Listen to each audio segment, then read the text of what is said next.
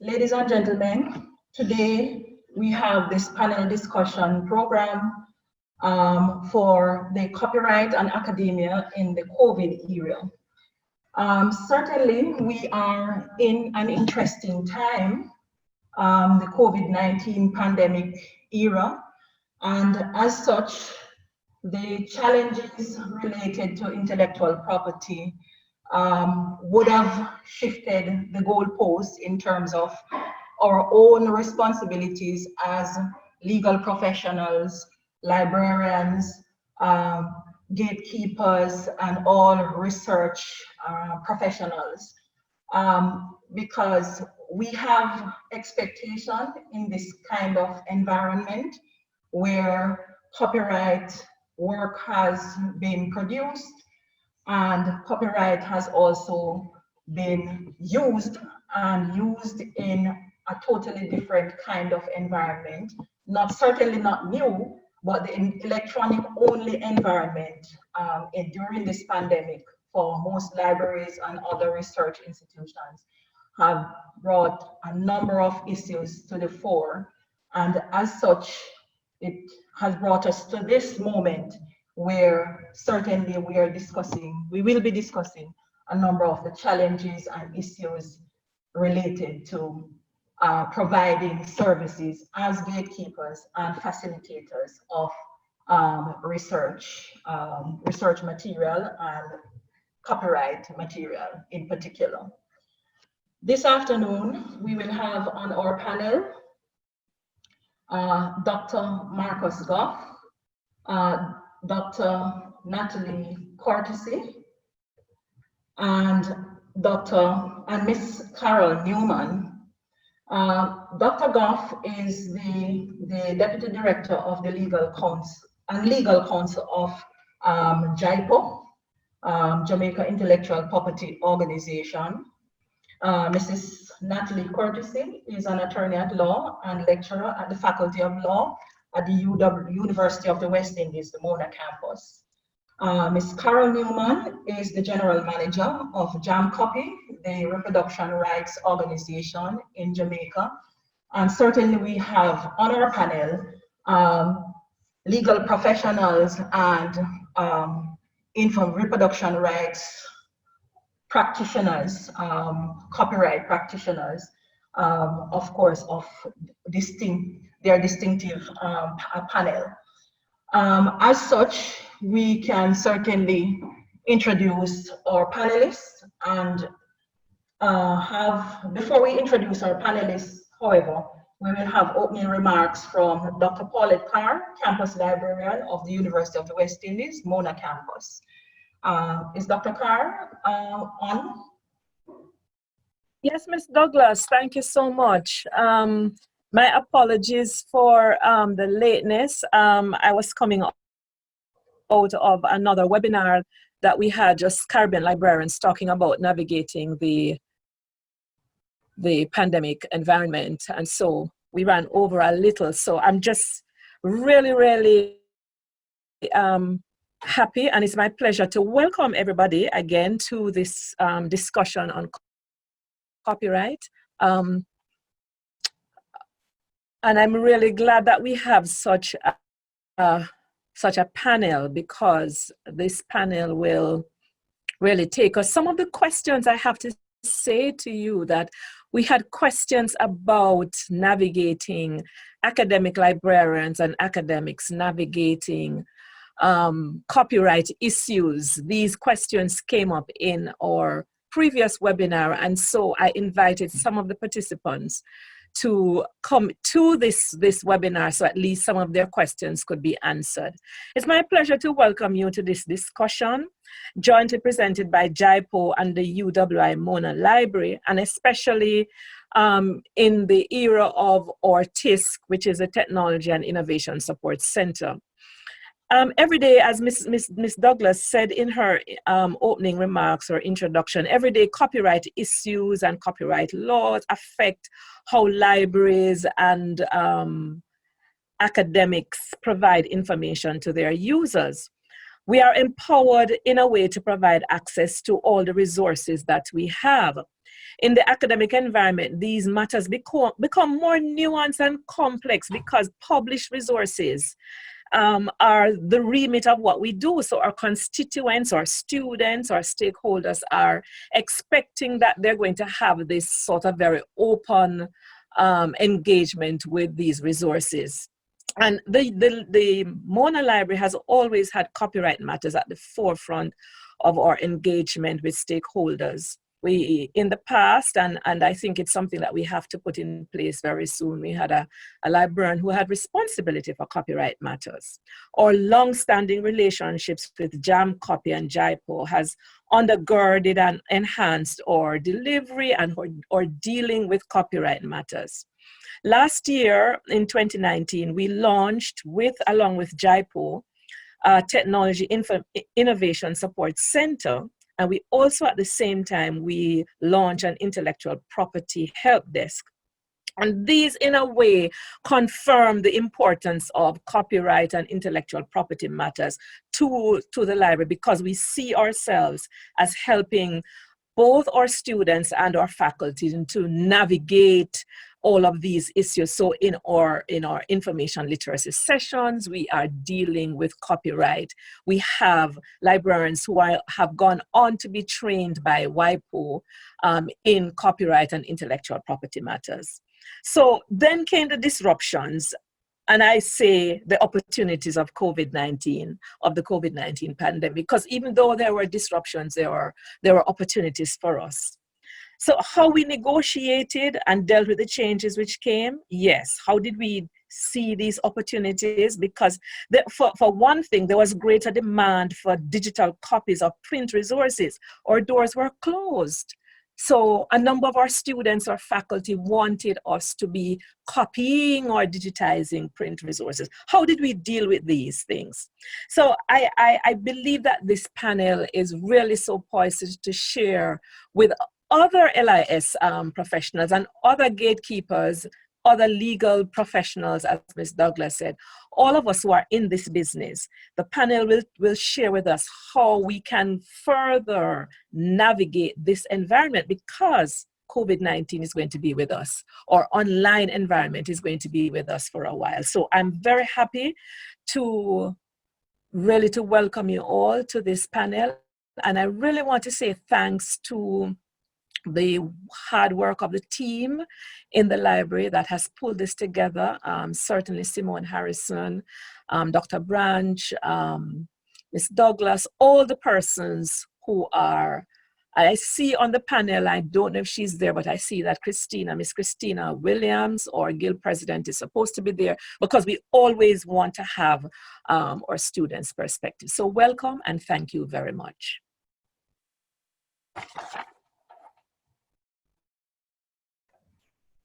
Thank you very much, Dr. Khan. As we move forward, I would just like to acknowledge the presence of our Caribbean librarians and also a few librarians from North America. Welcome to this panel discussion. The truth is that it's a worldwide pandemic, and we all have to navigate the challenges together. As we seek to research and engage in transactions such as interlibrary loans together. Now let me just introduce our distinguished panelists. Dr. Goff is an attorney at law for over 19 years in several areas of law, including intellectual property, entertainment law, media, and human rights. He holds a bachelor's degree from the University of the West Indies, a master's degree in intellectual property law, and a PhD in the degree from Queen Mary, University of London. Welcome, Dr. Goff, and thank you for participating in this panel discussion. Dr. Natalie Cortese holds a PhD in commercial law from CCLS, Queen Mary, University of London, and is an LLM in IP, intellectual property, from the University College of London, and is qualified to practice as an attorney at law in Jamaica. She is a lecturer at the Mona Law, and where she is the head of the intellectual property teaching stream. She is program director for the Faculty of Law's LLM in intellectual property and cultural and creative industries, which she was instructional in conceptualizing with assistance and collaboration from WIPO. She is an alumni of the 2011 WIPO WTO colloquium. Her affiliations with ATRIP, the Intellect IP Unit, the University of the West Indies, Barbados, and the Jamaica Bar Association's IP Law Committee. Her article trademarks, country names, and misappropriation of national identity, published in the Oxford Journal on IP Law and Practice, won the 2017 International Trademarks Association LADAS Memorial Award. Congratulations, Dr. Natalie Cortese. Prior to academia, Natalie served in the Jamaica Civil Service for over 10 years as legal officer at the Ministry of Labor, Director of Copyright and Related Rights at the Jamaica Intellectual Property, and Director of the Entertainment Policy at the Ministry of Tourism and Culture. Thank you very much for participating in this very important panel discussion, Dr. Natalie Cortese. Ms. Carol Newman is General Manager of JANCOPI, as indicated before, the Jamaica National Reproduction Rights Organization, which provides licensing solution and facilitates access to text and image-based publications. Carol has been at the helm of JANCOPI since it started operating in 1999 and has led the remarkable growth and development of the organization to becoming one of the most successful reproduction rights organization in Latin America and the Caribbean. Most recently, Carol assumed the additional role of Executive Director of CAROSA, the Caribbean Reproduction Rights Organizations Agency, a regional organization established to facilitate cross-border access to copyright materials. For several years, Carol was the Caribbean Regional Development Representative for IFRO, the International Federation of Reproduction Rights Organization. In that capacity, she undertook the establishment and development of the RRO in the region and engaged in education and raising the awareness of copyright holders, users, and policymakers on the importance and value of copyright to personal as well as national, economic, and cultural development. In 2015, Carol began tutoring advanced courses in copyright and related rights for WIPO Academy. And of course, I was one of the beneficiaries of one such academy. The United Nations Global Center for Excellence for IP, Training and Education. She has also presented numerous papers on copyright and related rights and the collective management of copyright and related rights at national, regional, and international seminars, workshops, conferences on behalf of or at the invitation of, among others, IFRO, the World Intellectual Property Organization and International Publishers Association, as well as the University of Virgin Islands and the UN Patent and Trademark Office. Carol is the founding chair of the Jamaica Anti-Piracy Alliance and has served for several years as member of the Information for All Advisory Committee and the Culture Advisory Committee of Jamaica, National Commission for UNESCO. She currently serves as the director of JIPO Advisory Board and vice chair of the HR subcommittee of the Board of the National Library of Jamaica. Thank you very much Ms. Newman, for your participation and contribution to this very important discussion. We will now have Dr. Marcus Goff speak on the issues and challenges. Welcome, Dr. Goff.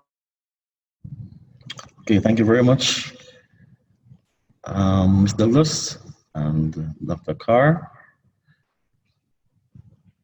Let me just do the video. Right, so I'm very glad to be here this afternoon to discuss this very important topic. You know, as has been said in the introduction, when we look at how COVID has dislocated so much around the world, you know, we can't, of course, expect the IP and the copyright framework to be unscathed or untouched. And so what we can do best is try to assess and understand what are the implications, how it will affect other persons and ourselves, and how it will also impact students and the quality of student delivery. But particularly looking at the copyright issues, what I wanted to share is really just some of the copyright basics briefly, and then we'll have, of course, more time for discussion as we go along. So I'll give a general overview of copyright. Of course, copyright incorporates the rights that persons own in their creative works, right? The Copyright Act recognizes different kinds of works, and each of those copyright works has legal protection that inures to the benefit of the author of those copyright works. And so once you are the author of a copyright work, you are deemed to be the first owner by law of that work, and you have certain rights that exist in relation to that work that only you and you alone can exercise, right? You know, copyright does not need to be registered, unlike some other IP rights. Copyright does not need to be registered. It's automatic. There's no formal process required to own those rights, so long as they are in some tangible form, some fixed form. Then you would be recognized as the author or owner of that copyright work.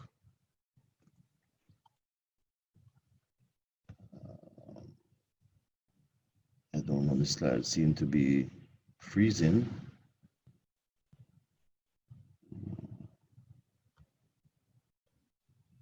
It's easier this way. I'm just trying to get the slide to move.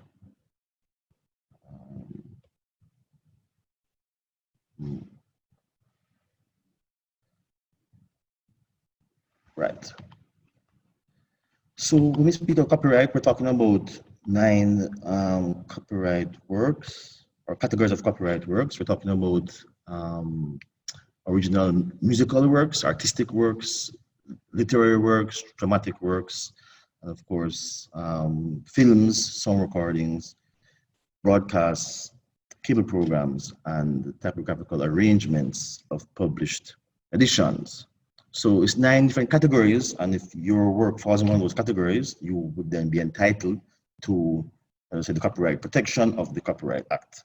Right?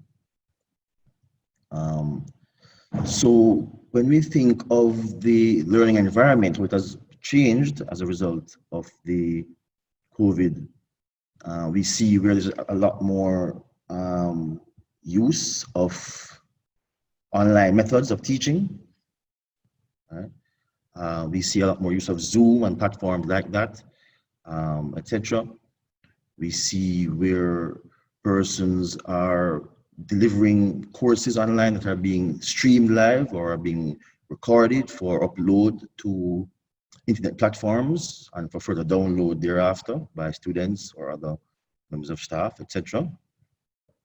And we see that there's a lot of creation of content electronically that is also being shared quite a bit, you know, in terms of between students, between lecturers, and of course, taken sometimes freely from the World Wide Web.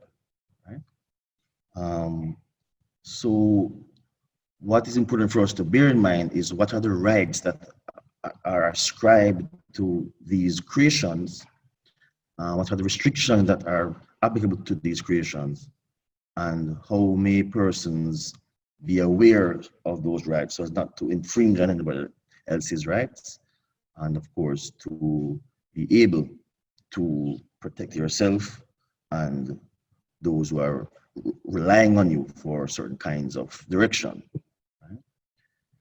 So when we talk of copyright ownership, we're speaking of who owns the copyright in our work. As I said, the person is the author who has created that work, but that right or rights may be transferred to other persons who may have bought the rights. Right?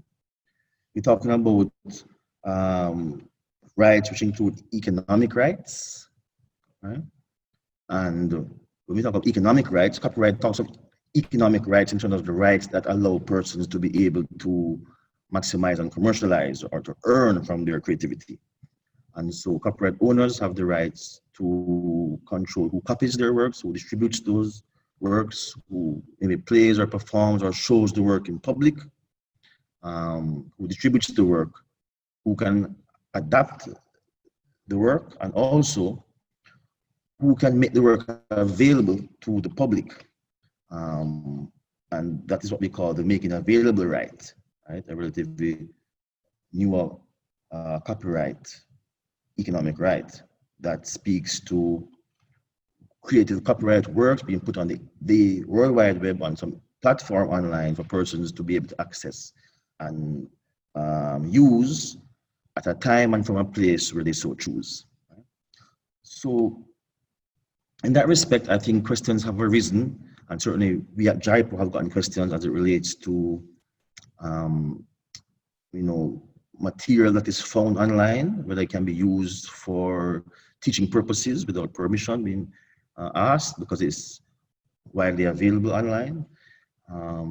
Persons are asking now, particularly because of the social distancing, if they can get copies of materials from the library, without having to, of course, borrow a book physically anymore. So can such works be made available electronically, parts thereof, or even, of course, our students may want all of a particular book or so be made available, And what can be done with these Zoom and other recordings that are being made in terms of teaching? Can be shared outside of the classroom, outside of the university, can be shared with other friends of ours as students, across, again, the university or even outside of the university. Can we place these on websites, etc.? Right? And who owns those kinds of creative works, those recordings. So I won't say much more. That's just really to set the framework, as I say, in terms of the copyright law of Jamaica. And then I know there will be a lot of questions as it relates to that. One other thing which I would touch on is what we term image rights. So persons, of course, now are doing recordings online, they're doing Zooms, their faces and their voices are being used, etc. And so there are also rights which may exist in terms of the use of those persons' images, by a university, etc. So that's it for now. I look forward to the discussion. Thanks very much. Thank you very much, Dr. Goff. Certainly, that was an interesting presentation, and it raises a number of questions, including some of those works that we would have created ourselves during the pandemic in order to satisfy the requirement to serve our clientele in the electronic format, by electronic mode, and so on. And certainly it raised the issues as to who owns the copyright of that kind of information in this kind of environment, when ordinarily you may have done things in a manual form, and now you would have had to push a number of works in another direction. Hang on a second there, please.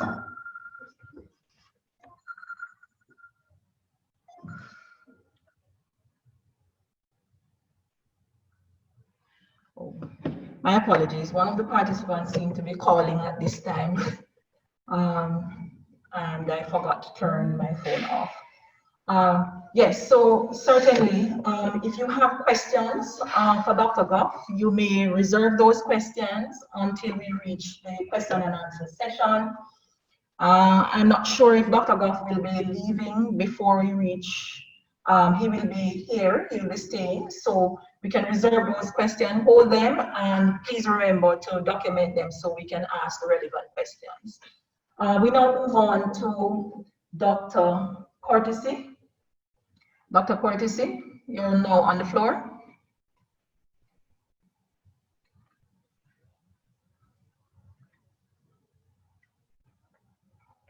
Hi, good afternoon, everyone, and thank you very much for having me today. I'm excited to share with participants during this webinar. I guess just my 2 cents on a very, very important issue. And the way that I would sort of want to categorize my thoughts on it would be to look at the balancing of the relationship between university libraries and authors of the books of which the library is a repository. And I would also want to consider the balancing of the relationship between the teachers as authors and their relationship with their universities where they're engaged, or I suppose any school environment where they're engaged. And teachers are now being asked to deliver these courses in what would be, I guess, not their everyday mode of instruction. Well, certainly not 100% of the way in which they would deliver their instruction.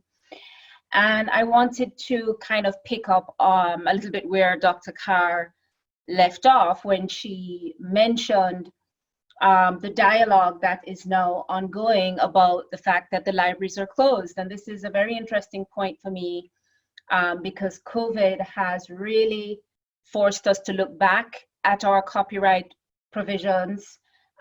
We do have in our Jamaican Copyright Act a provision about libraries being able to copy up to 5% of titles by librarians if there is no licensing arrangement that is readily available. And we know that certainly in 2020, Carol Newman will pick up on this, JAMCOPY, the Jamaica Copyright Licensing Agency, is fully well and able to offer these kinds of licensing arrangements for the copying to be done by the librarians and by the students who come into the library. And this is of particular importance now because you can't have access to the physical copies of the books. And an interesting solution that has come about is referred to as controlled digital lending. And what this solution suggests is that the library would be required to have an equal number of physical and digital copies. The ratio has to be maintained. And one would envision that you would have technological measures encoded in the digital copy so that you would prevent copying if you were to loan the digital copy to the student where the student could no longer come in. So the idea is if you had 5 physical copies and you were able to get access to 2 digital copies, you would still treat it as the library having only 5 copies and you could only loan 5 at a time. It's a controversial concept, but it's very helpful to students who can no longer come in. And it's a very pragmatic approach for libraries who now need to think about whether or not they have access to digital copies to works, where students, research texts and so on that are not as easily accessible as textbooks. I can share the example of the University College London, and their challenge, as they shared in a recent webinar that I participated in, is that the cost of 20,000 books is the same cost as 100 ebooks. So there is a financial constraint, a serious financial constraint for libraries who have physical books, but they don't have the equivalent ebooks in a situation where students can no longer come in. And so it does also present, I suppose, some opportunities. You might ask yourself whether this is not an opportunity for the university to consider doing open access university press. So the university will produce its own academic material as opposed to relying on commercial e-resources and commercial publishers to get the textbooks and resource books out. We might also think about whether one could lobby the government to relax copyright law. And we've seen where, I mean, there's a lot of reluctance to take that route. Again, I think Carol will pick up on this. It is possible for the government to consider compulsory licensing in times of COVID. But it would require, I think, a very serious political stance that the government might not be willing to take, because it would effectively remove the whole discussion of negotiating licensing fees and so on from rights holders, and that's an undesirable thing, I would say. And I think the government is perhaps not in the best position to understand how those licensing arrangements work, and it would be, I don't know, perhaps not in the best interest of the broader commercial arrangement to think about compulsory licensing as a solution. But certainly, it's something that is worth a discussion. I wanted then also to pick up on something that Marcus said, which is that balancing of the relationship between the teacher, who is also the author, and her relationship or his relationship with his teaching institution. And Marcus mentioned very quickly this internet right that you now have under our copyright law since 2015. We have incorporated it, and it's really a twin right. It's one to communicate the copyright work to the public, but it's also the right to make the work available to the public at a time and place of their own choosing. And it's a very important distinction, because when you think about communicating to the public, it is about getting on Zoom and having the classroom and sharing work with your students. And to the extent that the teacher is in fact crafting a whole new lesson, a whole new work, where he or she has invested their own intellectual creation, and you can say that this in fact meets the criteria for originality for a new copyright work and so on. The copyright law does not only protect the hard copy that he or she might be reading from, but it protects as a very a unique work on its own. That lecture online is in fact a performance. So it's kind of like a stacking up of several different rights under copyright law when you think about the teacher being on Zoom, and then you think about the teacher perhaps embedding hyperlinks or embedding website links to material that may or may not be covered by this license arrangement that may or may not be in place with the teaching institution, and say Jam Copy as the representative of the publishers and the authors. It's interesting because under Jamaica copyright law, the author remains the first owner, even if you are an employee. So there is really an obligation on educational institutions to make provisions, specific express provision in those employment contracts on how they wish to deal with copyright works that are created in the course of employment. And if the contract itself is silent, then I would argue that the better view is that the teacher would not be in a position to prevent the use of the material by the school, but the ownership of the copyright in those works would nevertheless remain with the teacher. So there are a number of very interesting, I think, issues that remain to be resolved, especially if it is that libraries remain closed, and especially if COVID goes on for an extended time in such a way that it requires teachers to continue to rely on their own creativity to to create new works and to continue to create and disseminate through making available on the internet their copyright works. So that would be my contribution. Thank you. Thank you very much, Dr. Curtisy. That was certainly an interesting presentation, and certainly it raised a number of critical issues.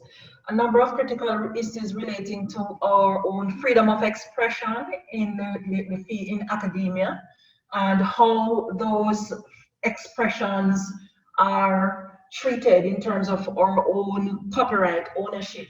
Certainly, your presentation caused me to reflect on the fact that what we saw were a slew of risk management legislation that were passed to protect areas like tourism, community interactions, wearing of, engaging in social distancing, wearing of masks, and so on. And having looked at those pieces of emergency legislation, we saw nothing about how copyright will be treated in this pandemic arena.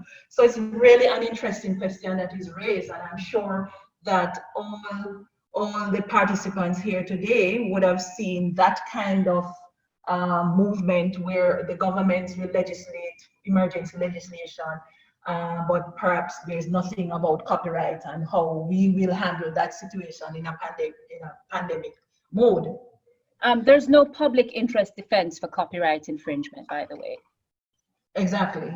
Thank you very much, Dr. Curtisy.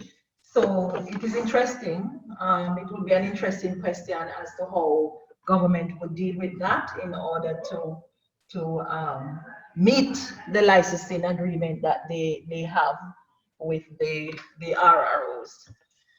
Now we will have Ms. Carol Newman, who certainly will may be able to answer some of those very critical questions that were raised in Dr. Curtisy's presentation.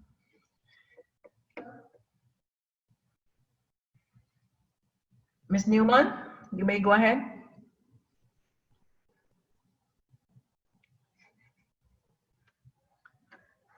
Ms. Carol Newman. Ms. Newman, your mic is muted. Your mic is muted. Good afternoon to everyone. Thank you very much, Myrna, for inviting me to this webinar.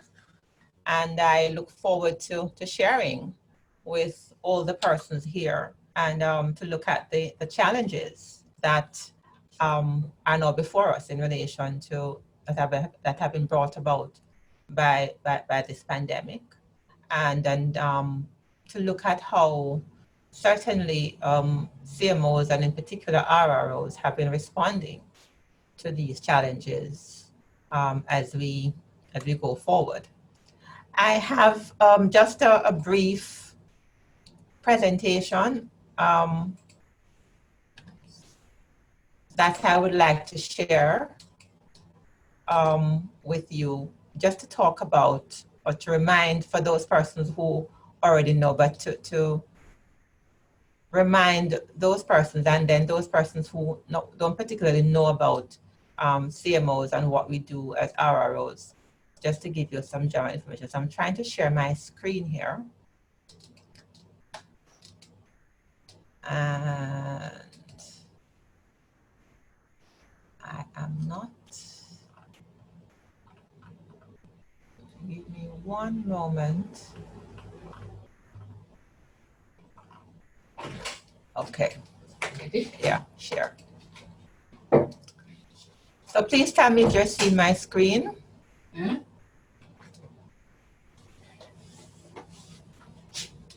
She has to give you permission to do it. Yes, we are seeing it. You're seeing my screen? Yes, yes. Okay, great. So what are CMOs? CMOs that were established really to facilitate access to copyright works. And we do that by offering licensing solutions. And these solutions enable content users to legally use and share copyright content. it also provides, on the other hand, a mechanism for copyright holders to be in a better position to manage the rights they have and to monitor the use of their work. CMOs therefore act as an intermediary between the rights holders on the one hand and the users of the content on the other hand. And this is usually in situations where it is impractical or impossible for the rights holders to act individually and to make it easier for users to be able to find the person or entity that could give the permission that is required so that they can legally use the content. And one of the things that is important that CMOs do also is in providing this access to copyright content, we also promote respect for copyright, and in doing so support the cultural and the creative industries. So RROs, reproduction rights organizations, and Myrna referred to RROs, it's a type of CMO. And that is a type of collective management organization that operates in a text and image-based works environment. So books, magazines, newspapers, journals, anything that is initially published at least in print. So it's really talking about those works that are produced as text and images. And as I said earlier, we work to provide access to copyright content, to facilitate this access in an easy and efficient manner. RROs are set up by creators and publishers to assist them in dealing with these usually wide-scale uses of their works. And we facilitate access through these licensing solutions to businesses, government, education institutions, and the like, to enable them to be in a position to legally use, reuse, and share copyright content, be it within organizations or cross-national borders, and to manage the copyright compliance in an efficient way. Collective management of rights is usually linked to what is called the secondary rights. So it's different from the rights that creators and publishers would have linked to the sale of their books, for example. So this collective management deals with the rights connected to the using or reusing of existing works or alternate uses. So for example, large format prints, converting work to Braille, for example, those kind of alternate uses. RROs can also provide additional services, for example, rights clearance. So if you want to perhaps be able to extract work from one publication to be included in another publication, that's another service that RROs provide. And the licensing refers to specific uses of the work. In our case, most of the copying of the work. And just to reiterate that copy is a copy is a copy. So copies are not restricted to photocopying. A long time ago, when we refer to copies, we oftentimes thought about photocopies. Now the word copy is all encompassing, and it includes making digital copies as well as making what they call analog copies. So these licensing activities really provide a legal alternative to infringement, and also helps the users to be able to manage and their rights and plans within the organization.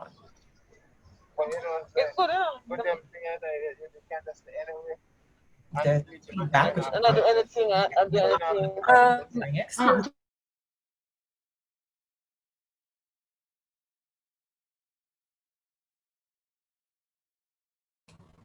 Okay, go ahead, Carol. Okay. So just to say, in terms of RROs, as some of you would be aware, there's Jam Copy, which is the national RRO here in Jamaica, and we were established in 1998. Currently, the University of the West Indies, MONA, has a license from Jam Copy, which allows the university to be able to legitimately make copies of text and image-based works. And the license allows also, besides photocopying, also allows for digital copies as well. There are also other RROs. There's one in Trinidad, there's one in Barbados, one in the OECS, for the OECS sub-region, and one in Belize.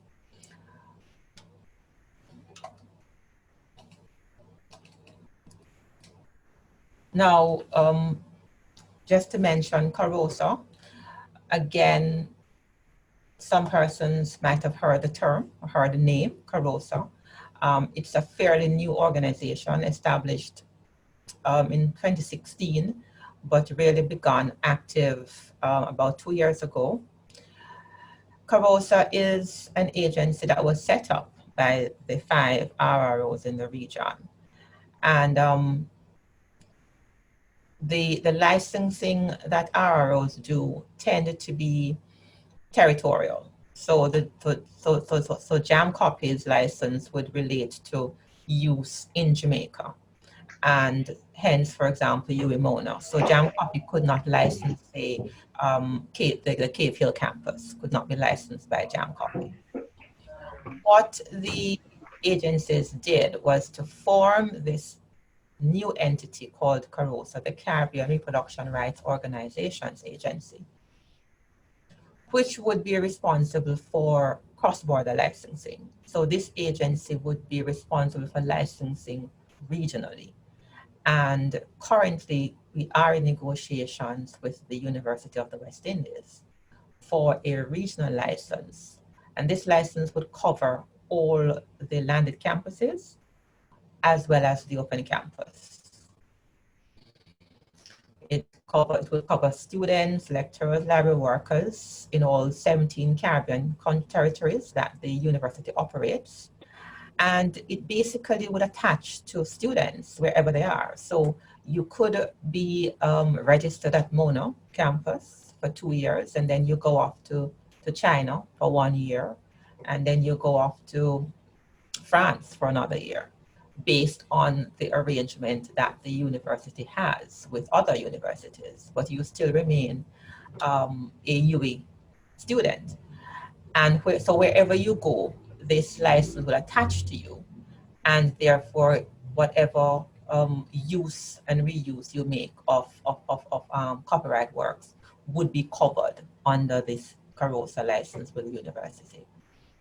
So this is in discussion, with advanced discussions, and I expect you'll hear more about that in the coming months. Finally, just to say specifically in relation to Jam Copy and COVID, under the Jam Copy license, of course, as I mentioned, there are limitations. So the copying of an entire publication is not allowed because the license is not intended to replace the sale of published editions. So the license you have, that the MONA campus has, allows for up to 15% copying and up to a chapter of a work. With the coming of the COVID-19 pandemic, Jam Copy extended those copying limits as a response to the pandemic, and has increased the copying allowances to up to 3 chapters and up to 35% of a text. And this was done in consultation with our publishers, as well as not only local publishers, but also overseas based publishers through our bilateral agreements, which we have, as you may know, we manage not only Jamaican works, but the works from over 40 other countries around the world. And so these were some of the responses. There was mention, I think, by Myrna about government response, emergency responses to everything else except copyright. And as Natalie mentioned, there's really no public interest defense in relation to copyright. And a lot rests on the flexibilities that can be found in the legislation as it now is. And it is our response from Jam Copy by increasing the limits, the copying limits, is one such flexibility. It allowed us to be able to do that in response to the current environment. And many of our sister agencies around the world have developed similar responses in varying ways to the pandemic and the use of works in this new environment. So that is just about some of it in terms of what CMOs do, our licensing, and briefly how we have responded to the COVID-19 pandemic. Thank you.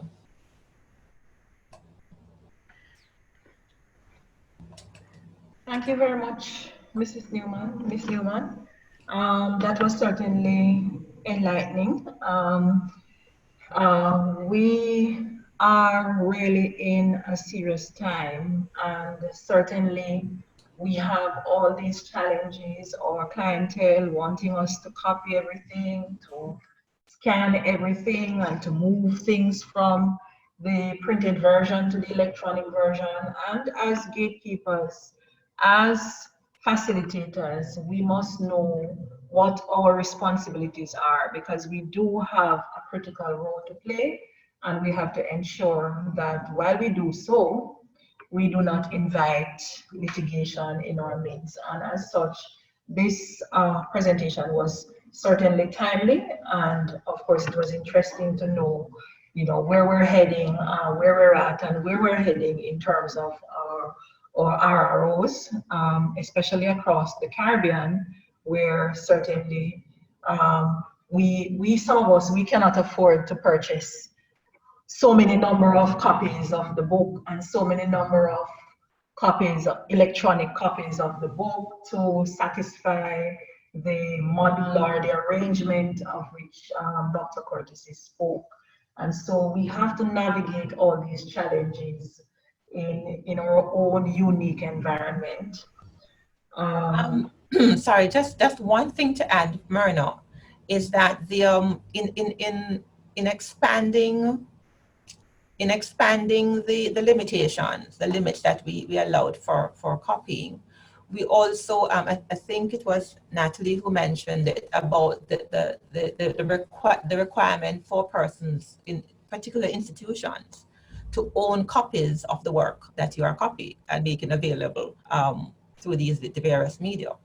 And one of the concessions we gave was that in the case certainly of Mona, you wouldn't need to own the copy of the work to be able to make the copies available. So you didn't necessarily have to own the text to be able to make the copying of the 35% of that particular text. And that was also one of the concessions we allowed. Thank you very much, Ms. Newman. So you see how interesting all of this environment gets, intellectual property, and how we have to handle ourselves during this time. Certainly, COVID does not seem to be going anywhere anytime soon. And we never know when we will have another public or international pandemic or emergency within which we will have to operate and do so responsibly in terms of intellectual property. At this moment, we should have had our student perspective, Miss Christina Williams, Guild President of the University of the West Indies, Mona Campus, who is quite an accomplished student representative, and certainly she has placed herself in the family of the University of the West Indies in a kind of such a unique way. And we were hoping that we would have her doing the presentation here, but I understand that she has not logged on to. So it seemed that maybe she's having some kind of challenges. Is she here? Is Miss Christina Williams here? Okay, so Miss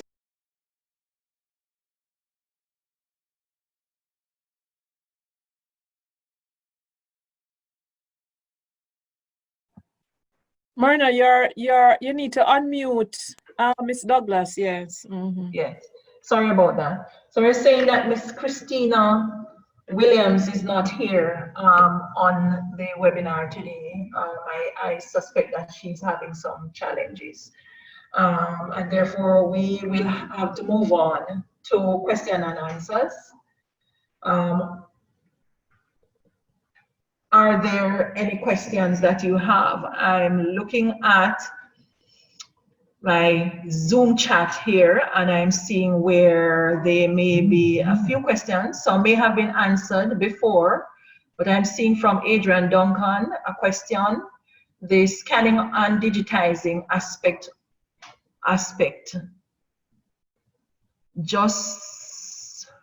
Oh, I'm so sorry. My apologies. He sent me a private message. So that's not for the public consumption. Okay, so there's another question. What percentage of material can college libraries who have been signatories to the JAM copy agreement copy during COVID-19 pandemic? This question is for Ms. Newman.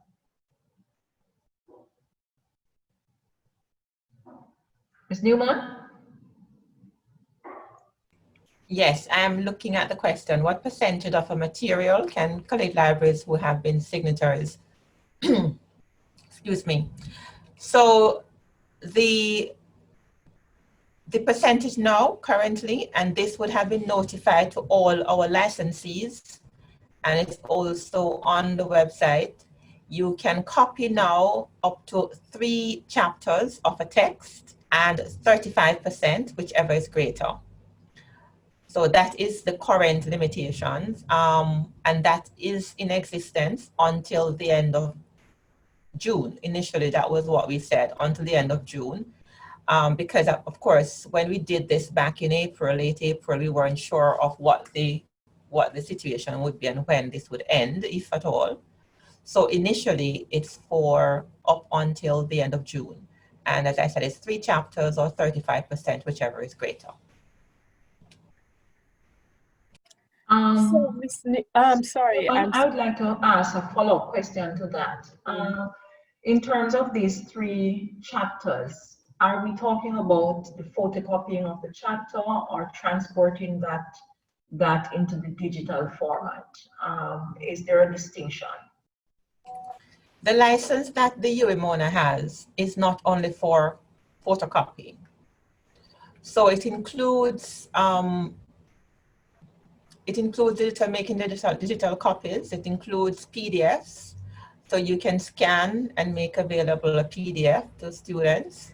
You can send a URL. You can put it in a database and make it available by password. So all of those are methods through which the work can be made available. So a practical example would be, say, the scanning of 3 chapters and making those 3 chapters available as a PDF to students.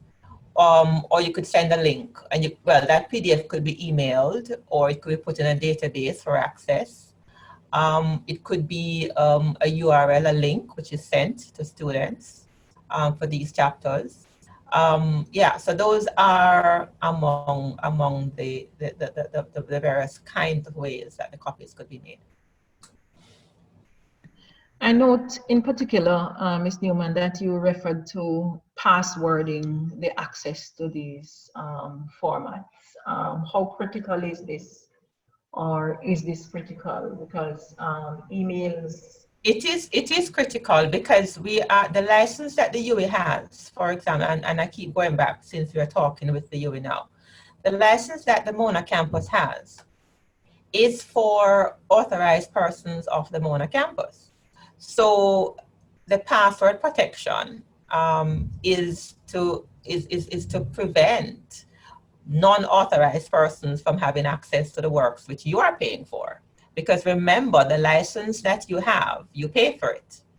And the students, the lecturers, the library workers, all are included as authorized persons. So the making available of the work, which is in a database that you have set up, should be accessible by password. Because remember, it is not just a free for all. There still has to be some kind of restrictions on who has access to the work. And that is the responsibility of the university to ensure that non-authorized persons do not have access to the work for which you are paying. Thank you very much, Ms. Newman, for addressing that question. There's another question here. What copyright from Melanie Leash? What copyright regulation libraries need to take into consideration if they wish to digitize their collections to facilitate a digital library? I'm not sure who. Well, I could respond to say that the license which our education institutions currently have from JamCopy does not allow the full-scale digitization of their collection. And so even if you have a JamCopy library, you would need to enter into discussions with JamCopy if you wish to do work, if you wish to do anything which is outside the terms of your license. So certainly digitizing your entire collection to transition to a digital library would be outside of the terms of your license, and you would need to engage in a conversation with JamCopy as to how you proceed.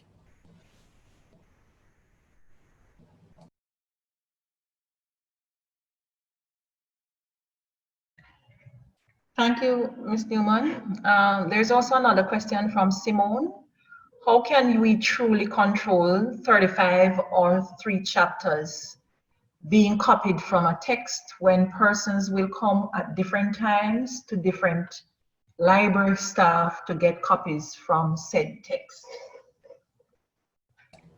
What do you suggest in terms of our own operations to limit exceeding these stipulations?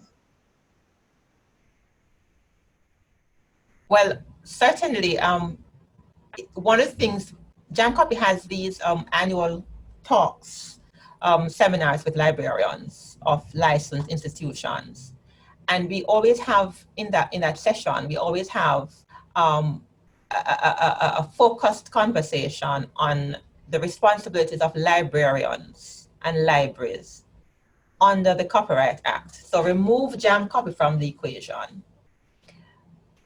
There are certain obligations that libraries and librarians have under the Copyright Act. And one of those responsibilities has to do with keeping records, so you know what is being copied and how much is being copied. Because remember, even outside of a JamCopy license, you had persons were allowed to copy the 5% per quarter, and you needed to make sure that those caps are being kept, and that is the reason why you should have the record keeping. And so, as I said, there is particular reference to libraries, archivists, and librarians. Under the Copyright Act, you have a responsibility to ensure that your library is not infringing or facilitating the infringement of copyright. I don't know if Marcus or Natalie wish to add to that. All right, thank you very much, Ms. Newman. And I'm not sure what jurisdiction or what organization Julia is from, but certainly I will attempt on behalf of the campus librarian, Dr. Paulette Carr from the UWI Mona campus, to assure all participants here that we generally, we have a centralized copy unit called RISU. And so our RISU copy center does our digitization and copy for us. We also have a digitization lab, which works very closely with the copy center. And as such, there is indeed a log which is prepared and submitted to Jam Copy, because sometimes the truth is that the infringement would have been done and it would be recognized after, subsequent to submitting the logs. And so we have that kind of arrangement and workflow that we can know what has been copied before, what has been digitized before. And as such, and also we affix our stamp, the Jam Copy stamp, to the license, reflecting that we have a license agreement and indicating to our patrons that they are not required to, they are not allowed to pass on the photocopy or the digital. We also have an arrangement, and we ensure that the work that is digitized is placed in our online learning module, which is the Blackboard OUR VLE software, which is only accessed by registered student of the University of the West Indies. And to that extent, Julia, we ensure that we put in place policies and practices to ensure we do not exceed what is required or the limits that is set on us. All right.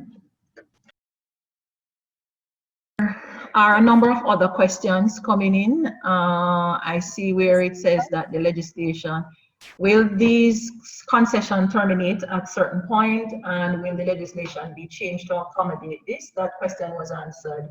Our arrangement with Jam Copy, presently it terminates in terms of the COVID kind of operation, terminates at the end of June, and it will be left to see based on what goes on, the challenges we're having, and this is global challenges, whether legislation in various jurisdictions will be changed to accommodate this kind of and facilitate that. But certainly that more has to do with the contracts, which was raised by another of our participants, the contracts that copyright holders have with the publishing houses. And remember, in academia, we're about publishing and or perishing, and therefore as a result we may end up with a situation that authors may not necessarily negotiate the right to give permission.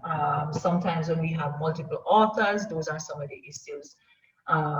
One author may be willing to give the permission to digitize, and another author is not willing to give that permission. And certainly the authors may be willing, but we have to consider that there are also the publishers behind all of this, and what they will allow in terms of access, the level of access.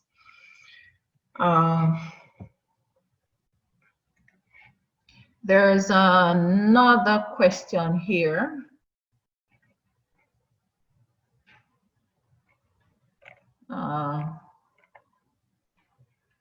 In North America, and this is coming from Leonette. Welcome, Leonette. Thank you for attending our webinar. In North America, we have temporary access to in-copyright, and that is IN-copyright digital works via Hathic Trust Emergency Temporary Access Service. Do Jamaica and other Caribbean libraries have access? She has withdrawn the question, Myrna. She has withdrawn? Yes. Okay. I suppose she got her hands up. Yes. Yeah, I'm not sure. Do we have, let me see. Okay, a number of the questions are very similar, and so I'm trying to skip over some of them because you would have gotten an answer. What steps are taken by Jam Copy to address copyright infringement, and are publishers advised of these infringements? Nadine, what plan?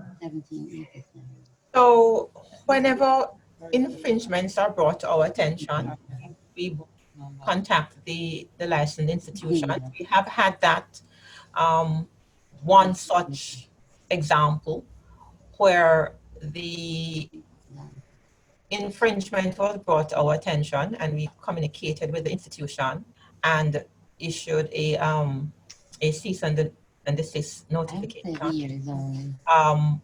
One thing we always also emphasize to the rights holders who are affiliated with Jam Copy is that when you have mandated Jam Copy to act on your behalf, your responsibility as a copyright owner does not end there. You still have the responsibility to monitor the marketplace and to see for yourself, so far as it's possible, what is happening with your work. And so when it is brought to our attention, whether through our own channels or by the rights holder, we issue cease and desist letters.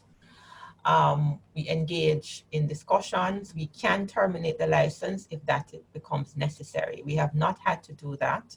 A cease and desist notification has so far worked. We rely on the institutions to provide us with the logs Myrna referred to earlier, which gives us information on what is being copied and the quantum that is being copied. And that assists us in terms of not only knowing what is happening in the marketplace in terms of use of the work, but it also assists Jam Copy in terms of remunerating those rights holders whose works have been used. So that's really what is available to us at the moment. And usually the publisher is also advised if the information comes to us and the publisher was not the person who brought the information to us, then the publisher is notified. Thank you very much, Ms. Newman. I see Dr. Carr's hand is raised, and I am not sure if she would like to interject at this point. There's a question in the Oh, chat. okay. Yeah. Comment or raise. Thank you, Ms. Douglas. Yeah, thank you. I had my hand raised a long time, but since you weren't seeing it, I typed in the question. But it was Dr. Cortese mentioned about controlled digital lending. Is it applicable in our jurisdiction? Because I'm not sure. You said you have to have a certain number of print copies as against if you're going to make full digital copies. Can you explain a little bit more, Dr. Cortese? And I also wanted to ask Miss Newman afterwards, whether Jam Copy is going to extend after June, because we're still in COVID, we're still going to be in this online environment, whether the increase in is going to be extended. Well, I had wanted to perhaps just respond quickly to something that Carol said, and then I'll answer your question, Dr. Carr. I think it's important to understand that copyright infringement, in the context in which we're discussing it, is any taking, reproduction, copying, making available, performing, showing, playing, selling, lending, broadcasting, adapting, translating, that is not authorized by the owner of the copyright work. So it's a very long list of just about anything that you could do with that work that would normally result in economic remuneration for the owner of the copyright work. And if we're talking about an infringement, Carol mentioned that she is concerned with what you took and how much you took, and that's very much a legal test that is embedded in the Copyright Act. So an infringement is a qualitative test and a quantitative test but the emphasis is more on what you have taken rather than how much you have taken. And that would be the legal standard. And what I wanted to add there is that you have primary infringement and secondary infringement. And this harkens back to the question of responsibility that was raised by Carol, because I think sometimes librarians don't realize that they might in fact be facilitating the infringement if in fact the copying is happening in a way that would contravene the existing licensing arrangement between the library and Jam Copy. So the infringers could very well be the student, who is the primary infringer because they're actually doing the copying or the uploading. And the secondary infringer would then be the person who authorized the infringement to take place. And that could extend to the teacher. If the teacher is busily uploading to the internet material, which she has no authorization to do, then that too could put the teacher in a position that is undesirable. So you have primary infringement as well as secondary infringement to contend with. Now, as it relates to controlled digital lending, it's a contrived arrangement, which I believe is very ingenious because I think it does have some benefits, but it is not something that has been institutionalized. And in fact, it came to my attention because this controversial issue of allowing controlled digital lending became the subject matter of a lawsuit in the United States on the 2nd of June.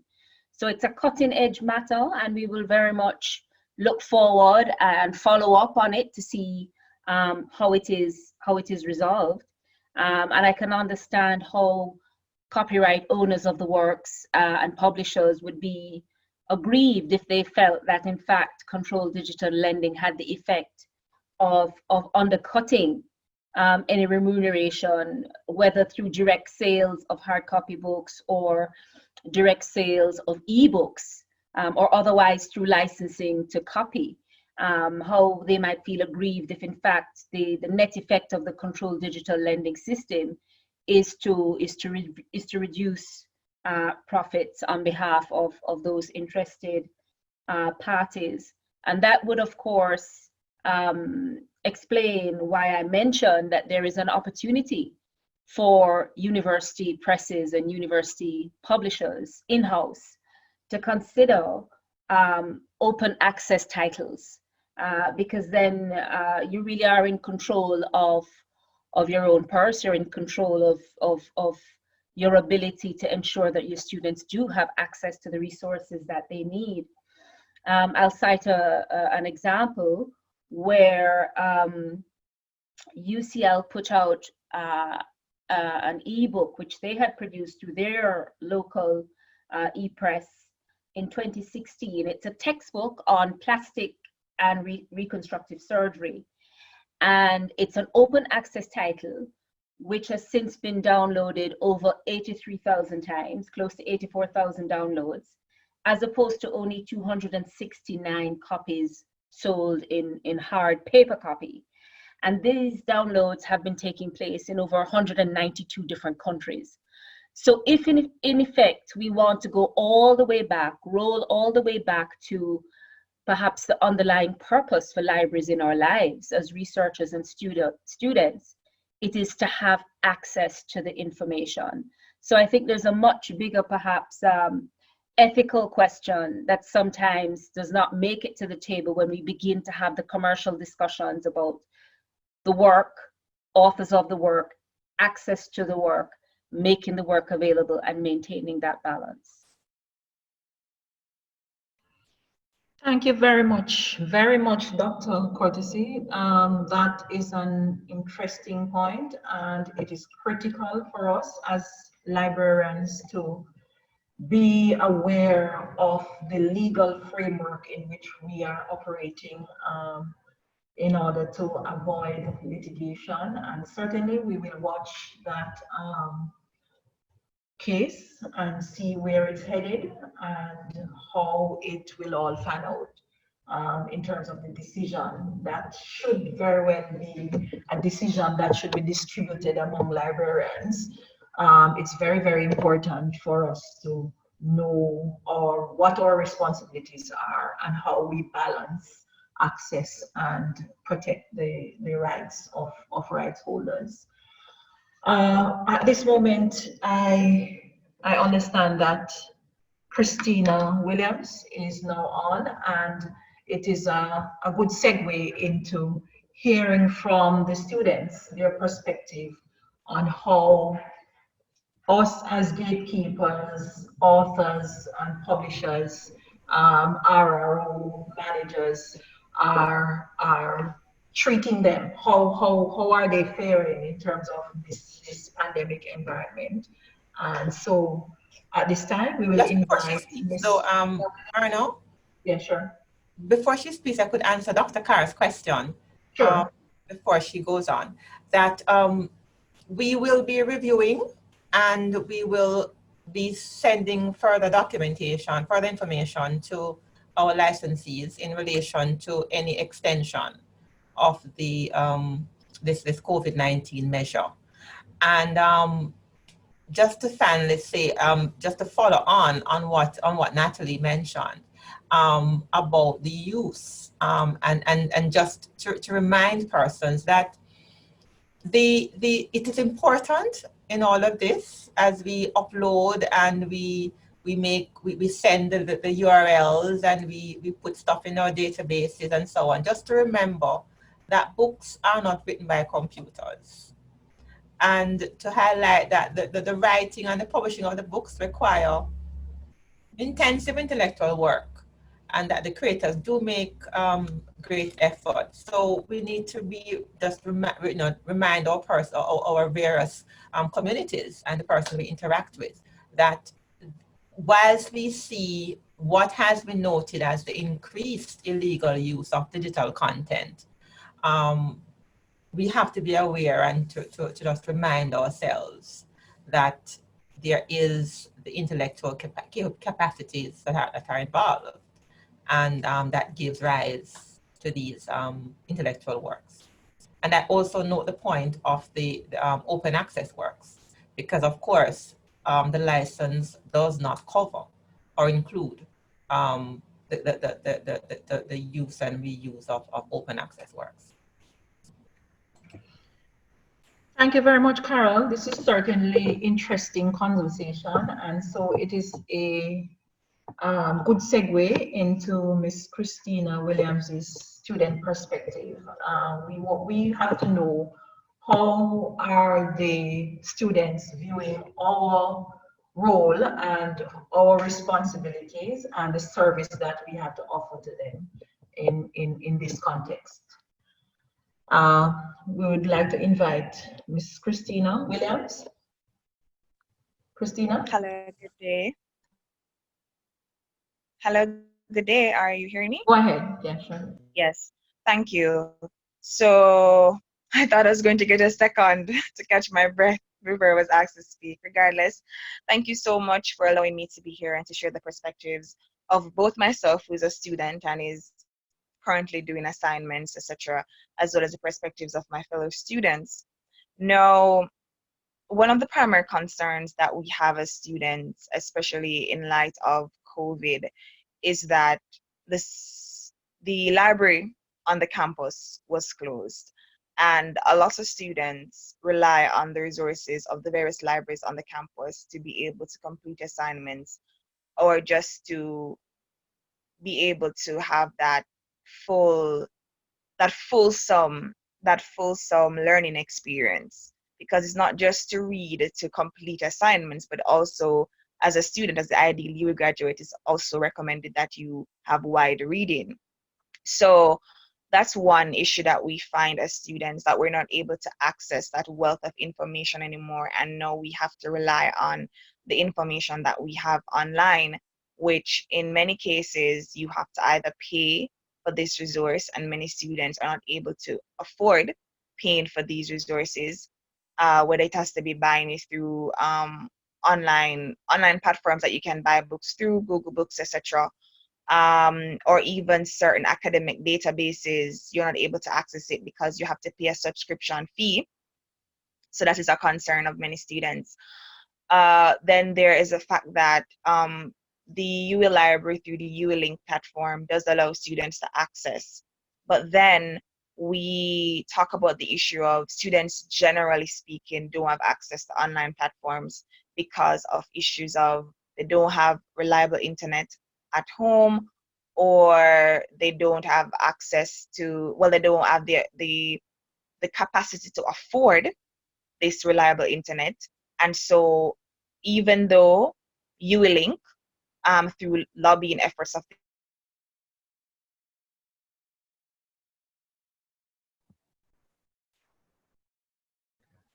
Are you there, Christina? Have we lost her?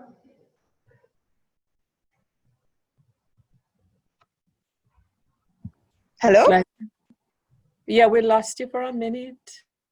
Okay, Christina. where that's, so you see, it's the same thing I was talking about, the reliability of the internet, because I didn't even realize that you were not hearing me. Okay, where do you want me to, should I go over again? Just the last Just the bit. last bit, Christina. Okay, right. So what I was saying is that even in cases where, so I talked about the fact that students have to rely on online databases, and in some cases they're not able to afford the subscription for these databases. But even in the cases where you're able to access databases that are free to students because of the partnerships that the university may have with these providers, or just even ULink, that is a free portal for students to access resources from the library, we still find that some students cannot make use of this because they can't afford internet for whatever reason, whether it be plans on their phone or it be a Wi-Fi system in their homes, or it could be that they have access to the internet but it's not reliable, it's not consistent, like what's happening to me right now where I'm chipping in and out of the conversation. So because of that, even with online platforms that allow students to be able to research, and online platforms that are in compliance with copyright laws, and you'd encourage students to utilize those platforms, and I'm really referring to like platforms like ULink and EBSCOhost, and I think there are a few others that UE would have released as legitimate platforms that students can utilize. Students are still not able to use these platforms because of the fact they're not able to access online learning or just access online platforms overall. And so that's one thing that we have to look at when we, especially because outside of COVID, we're going to be moving towards more online learning. And so we have to ensure that while we're talking about making content accessible online that is in compliance with copyright laws, that this access is, I would say that students are able to access and they're not disenfranchised in any way. Because what you'll find is that because students are backed into a corner of not being able to access these legitimate platforms, they then turn to other means that may not be in compliance with copyright laws, or the way that they access the information or way that they utilize this information is in violation of these laws. So that's one thing. I think that, well, that was a mouthful actually, but I think that's one thing that we need to look at when we're assessing the needs of students accessing information and the compliance thereof in terms of copyright. I think the other thing that I would look at is fairness in terms of the information that we put out there for students.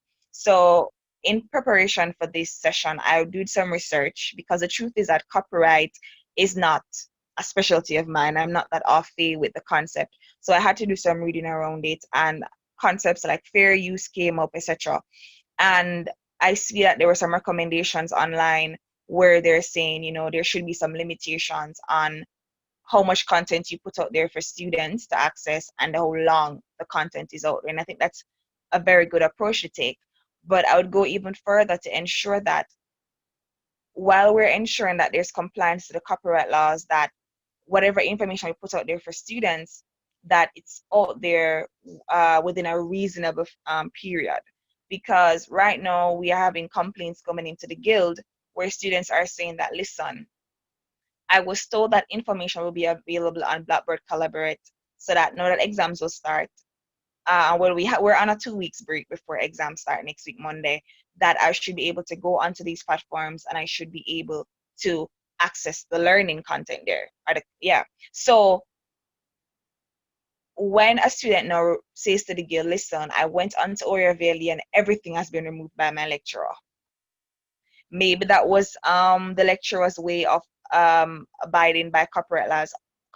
I'm not sure. Maybe that's fair use. You're not allowed to have the content up there for an extended period of time. But then it's a great disadvantage to the students because now it's exam time. Now they're at home for the 2 weeks break. They're trying to go back over content. Remember now, learning was disrupted many times over the past few months since COVID for many different reasons. And so a student now wanting to access the content is not able to access because the information was removed. Is that fair use that we're trying to abide by, or is it it needs to be done in a way that's more reasonable to the students? And that's something that we need to look at as well. We also need to look at, aside from ULink, how much content can lecturers share to students that will ensure that the quality of learning remains the same or is even exceeded while still abiding by copyright laws. Because I'm seeing where they're saying that, you can't put out certain content on, a lecturer can't upload an entire book, as an example. That's possibly an infringement. Or they probably can't upload certain links, etc. Or if they do upload certain links, they probably need to give, I would say, proper citation, etc. So while we're ensuring that we're abiding by these copyright laws, we want to ensure that whatever content you put out there for students to be able to access can still guarantee quality learning. Because it doesn't make sense as a lecturer, you upload slides on a particular topic, but then there are no links to added readings that I may be able to access. And even if you give me links to these added resources, am I able to access these resources? When I click on that link, will it ask me to pay a $99.99? Because that seems to be the money that they quote a lot. A $19.99 subscription to access the content.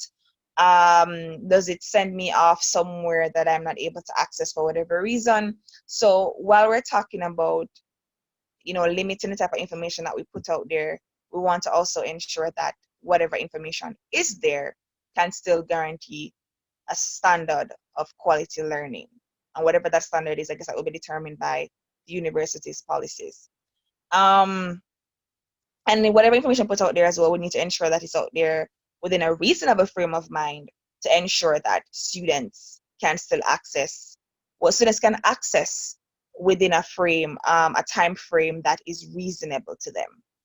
I think we need to also ensure online safety and security. It's not possibly, I don't think it's a direct copyright thing, but I've realized that students have been finding themselves in some very questionable positions online since we have adopted remote learning, because they're really trying to find information online. They're going all over the place to find information online. Nothing is centralized in most cases, and so they're exposed a lot more online now. And I think that also has to be something that we consider. So is it that we want to promote more use of databases? I've been at UE. This is my final semester, knock on wood. I hope to complete and graduate. And I've never utilized, and I'm a social science student as well, so we're always doing papers. And I've never utilized a database. I've never utilized an EBSCO. I think the most I've utilized is Google Scholar, right? Or I go into the library and borrow physical books. I don't even utilize ULink. And I think there are lots of students who don't even know how to utilize ULink. And you see that issue becoming even more pronounced now with online learning, because students are home now, need to research and realize that, oh my, I don't know how to maneuver this online platform of the university. And I don't blame the university at all, because I have seen instances where the library has advertised different sessions that they provide for students so they can go in and learn. But I think that possibly needs to be something that we make, I guess, mandatory, So now that we're talking about students coming in for the new academic year, or even returning students, is that something that needs to become a part of courses for the onboarding for the new semester? So like, for example, for students who do foundation, critical reading and writing, going into a session in the library is mandatory for students. You have to go in, you have to register, or I think you get marked down, right? And so they kind of inculcated understanding, or that better understanding of how to maneuver online research. And so students who do Fountain 1019 and I think 1013 and 1019, they have an understanding of that helps them when it's time for them to do research for the different aspects of the course. But many courses don't do that. I have gone through a lot of different research courses that never had that type of onboarding process, but they still expect you to utilize ULink and to utilize the different online databases, but students don't really know. And I think we take that for granted. So if we want students, and I'm wrapping up because I know I've been talking for a while, if we want students to have an appreciation for copyright laws and an appreciation or the ability to be able to effectively maneuver online platforms, research online, or even research in the library when we resume physical interaction, and we want students to still be able to, and we want students to comply by these copyright laws, to comply by the rules that we have here that talks about plagiarism, then I think we need to, I would say, ensure that these laws, these policies of the university become an aspect of the course itself. So if you're doing a research course, if you're doing a course that requires research, there needs to be some form of onboarding as a part of the learning experience. And finally, COVID has taught us that a lot of things that we take for granted, especially in the academic realm, a lot of our students, they're not aware of it. You know, I have heard of a case, we're looking at it right now, where a lecturer has failed an entire class, save 2 students because of alleged copyright infringement and plagiarism. Right? And we have received tons of emails from this class that have over 300 students, I think, and they are saying that they don't know where they went wrong in terms of plagiarism, and they don't think that so many students should be held accountable. Well, so many students would be in breach of plagiarism. You know, normally you'd find a few students, but an entire class, say 2 students, literally two. So you're seeing where a lot of things that we take for granted, you know, students are not fully aware of. And you think that, oh, just because you slap an instructions at the back of an assignment to say, listen, you need to abide by this law and this law and this law, that it makes it clear enough for students to understand. That's not necessarily the case. And we're seeing more of these instances arising when we're having these online learning, when we have this online learning modality and students being asked to research on their own, to submit research, and then we're finding that they're actually violating a lot of these different copyright laws. So those are my few cents on the matter. Thank you very much, Christina. You have raised quite a number of issues, which some of them are being dealt with administratively, as I'm very well aware. And certainly I'm not sure if Dr. Carr would want to speak in terms of a reply to some of the issues raised, because you raised issues about availability of training and advertisement of training, and I am fully aware that the University of the West Indies, and in particular the Mona campus, have a whole slew of training sessions advertised, arranged with lecturers and all these, all the courses, individual courses for teaching and learning. And we do have our centralized system. Dr. Carr, would you like to reply briefly to any of the issues raised by Ms. Williams? Okay, Ms. Douglas, thank you, Christina, for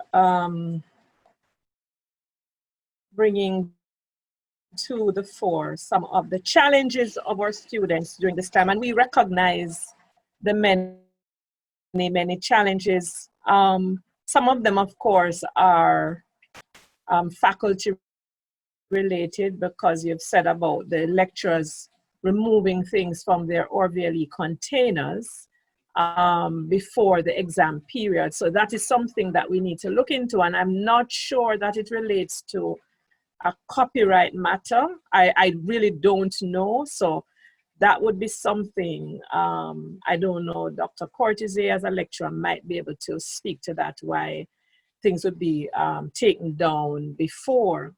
But I am very, very concerned though about the challenges our students are having. For one thing, you talked about onboarding and that ULink sessions should be mandatory, and they are mandatory for our first year students who participate. They're supposed to be mandatory for our first year students who participate in the foundation courses, so that 2 weeks before they actually come into the library, they do the ULink sessions. But of course, maybe the timing, Christina, might be a challenge for some of our new students, because when they come in, they are so overwhelmed with a lot of information. And so when you ask them to come in to do training in how to use ULink, and for those of you who don't know, ULink is just our portal, our online gateway to the resources that we have. It's like our online catalog. So we do offer these mandatory sessions, but students, they're supposed to be mandatory, as I said, because they are in line with the foundation courses. But of course, a lot of students do not come to them because they do not see the importance of them until they are ready to work on their papers. What we did during the COVID time period, though, is that we offered a number of tutorials online. Whether or not our students saw those is another matter. We have an outreach librarian, and I did see her coming into this webinar. I don't know if she's still on, but she was on really working with students on social media platforms. She was on Instagram. She created a YouTube channel. She was doing a lot of things that because we recognized that students would normally have been coming into the library to seek assistance in how to navigate the ULink and the databases and all of that. So she did put in a number of things, but it seems that it probably has not gotten to as many students as we'd have wanted to. But we certainly have to, I think, to Christina, which is one of the things that I have been pushing for, is for us to work with the Guild of Students to talk about copyright issues as well, because we do talk about copyright and plagiarism in our sessions. But if we can get buy-in from the Guild of Students, where they are pushing that as well, because sometimes your peers are listening to you rather than listening to us as librarians or faculty members. So if we could work with the new guilds, and I know that you are still going to be on the council, right? Just to see what we can put in place in terms of our students understanding the range of resources and the training that we put in place. Copyright matters, because we include matters of plagiarism in the sessions. But again, and no blame on the students at all, because this is not about blame. This is how we're going to move ahead, especially if this online environment continues, and it will continue. So the use of databases, we spend so much money on databases that I am challenged that our students still are not utilizing. Like you said, you didn't use any of the databases. And this is where the authentic research studies and so on. So I think it's probably time for us to sit with some members of we did have about 2 years ago, the Guild president who came in and chatted with us, and we try to put some things in place. But I think we have to have it on a regular basis where our students are aware, because we put up in, say, our RSU things about copyright matters.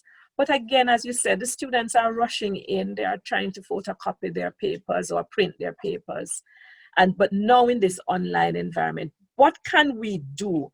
Is the guild ready to work with us so we can infiltrate the student community with a greater sense of what we have, how to use what we have, what are the limitations, all of that, because I hear so many things that relate to lack of understanding of the use of the library. So Dr. I think, this is just certainly such an interesting discussion. And out of yes, this webinar panel discussion, it is noted that the conversation between the guild and the student body, the guild, the student body, and the library, as well as the academia, the rest of academia, the lecturers, the administration, must continue in terms of ensuring that we are ready for this kind of pandemic to operate in the electronic environment. And if I may say something to Christina, we'll have to if I may, Ms. Douglas, if I may just say to Christina,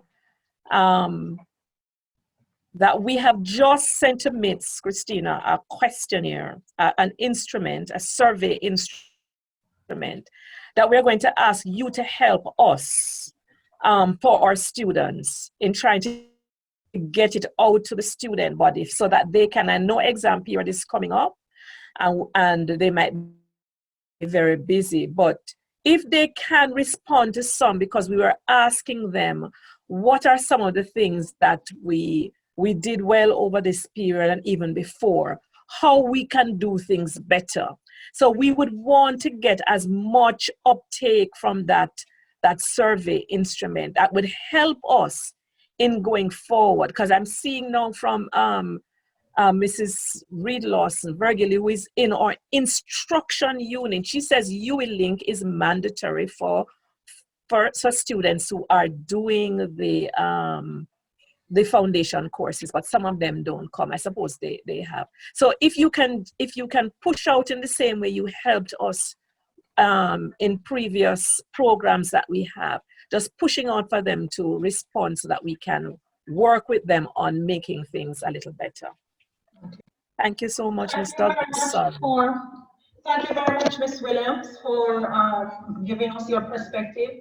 Of course, as a result of this, we are now sure with the campus librarians' assurance that the conversation will continue and we will move from strength to strength in terms of our readiness going forward. At this time, we are strapped for time, so we will take no more questions. We have Dr. Benjamin Branch. Dr. Branch, are you there? Yes, can you hear me? Yes, we will have closing remarks. First of all, I would like to thank everyone for your time. We really appreciate your support. To all the special guests, to Ms. Simone Harrison, to everyone that participated. We are extremely thankful for your support, and we want you to know that we intend to keep on going in this direction.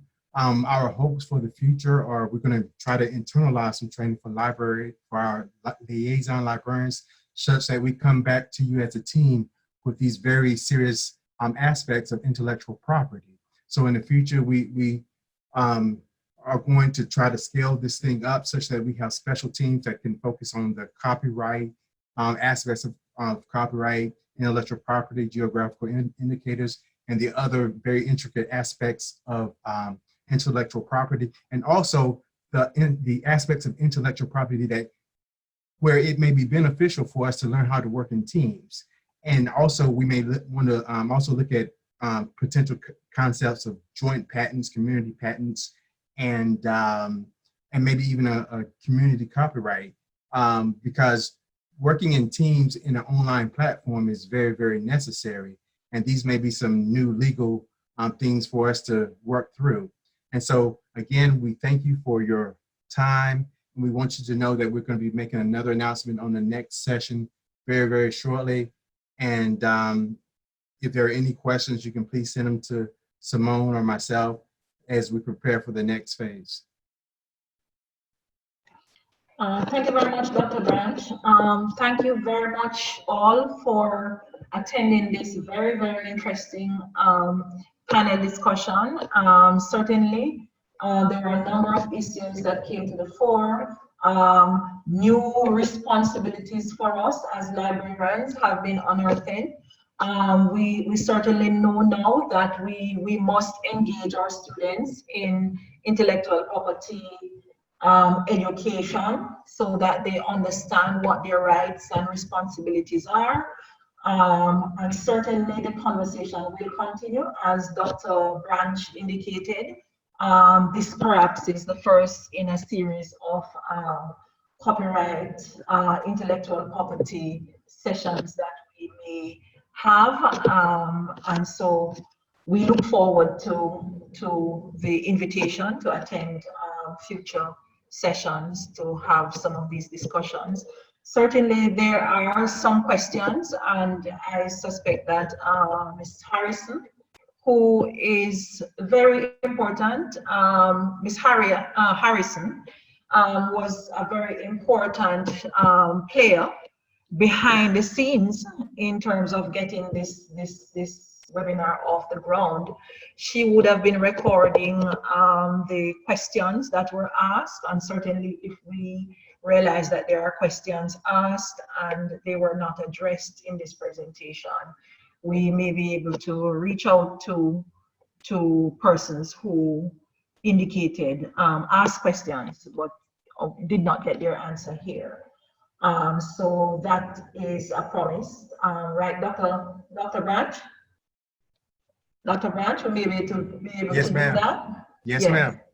And so I just want to thank again once more our librarians from across the Caribbean, Barbados, Trinidad, Guyana, our librarians from North America. You know, a big hooray to you. I hope that you are enjoying some of our sunshine through the electronic webinar down here in Jamaica.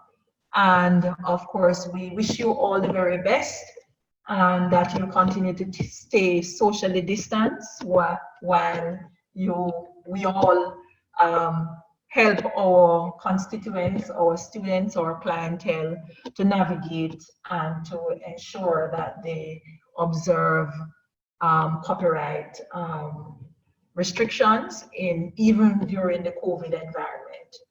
We thank you so very much for attending, and we look forward to seeing you attending our future discussions.